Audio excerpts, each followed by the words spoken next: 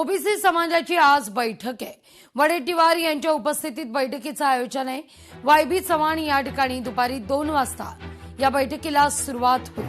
वायबी Chavan centre मुंबईतलं या ठिकाणी ही बैठक होईल। या सगळ्याविषयी अधिक माहिती घेऊया आपल्या प्रतिनिधी मीनाक्षी म्हात्रे यांच्याकडून। मीनाक्षी, काय अधिक माहिती?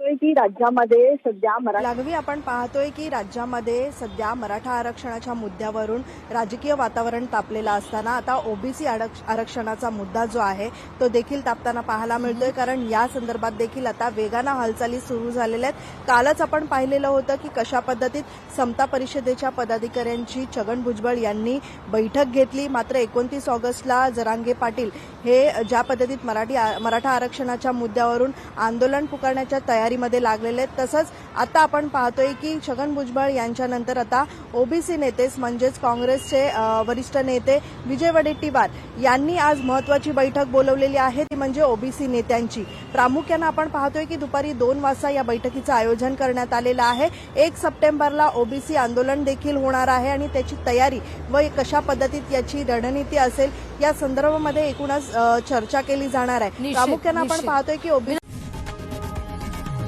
लोकशाही मराठी ऐका, पहा, जागरूक रहा।